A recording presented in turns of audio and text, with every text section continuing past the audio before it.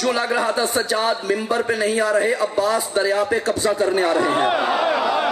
سجاد نے چلنا شروع کیا، شامی دیکھ رہے تھے منظر کیا تھا، جو لگ رہا تھا سجاد نہیں آ رہے، جعفر تیار جنت سے پرواز کرتے ہوئے آ رہے ہیں۔ جو لگ رہا تھا سجاد نہیں آ رہے، خیبر کا در اکھاڑنے کے لیے فاتح خیبر آ رہا ہے۔ جو لگ رہا تھا سجاد نہیں آ رہے، یہ حسن کا صبر بولنے لگا ہے، یہ حسین کا جذبہ بولنے لگا ہے۔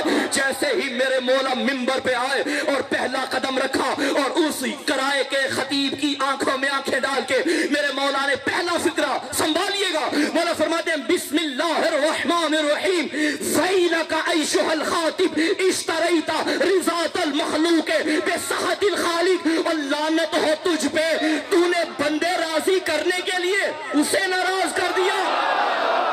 اللہ اکبر، بہت بڑا پیغام، بہت بڑا پیغام میرے مولا نے بتا دیا۔ خطیب ہے دو طرح کے، ایک حسینی خطیب، ایک یزیدی خطیب۔ جو پہلے تھا وہ یزیدی تھا، جو اب آیا وہ حسینی آیا۔ تو کیسے پتا چلے گا کہ حسینی خطیب کون ہوتا ہے اور یزیدی خطیب کون ہوتا ہے؟ یاد رکھنا، جو بندے راضی کرنے کے لیے اللہ کو ناراض کرے وہ یزیدی خطیب ہے، جو اللہ راضی رکھے وہ حسینی خطیب۔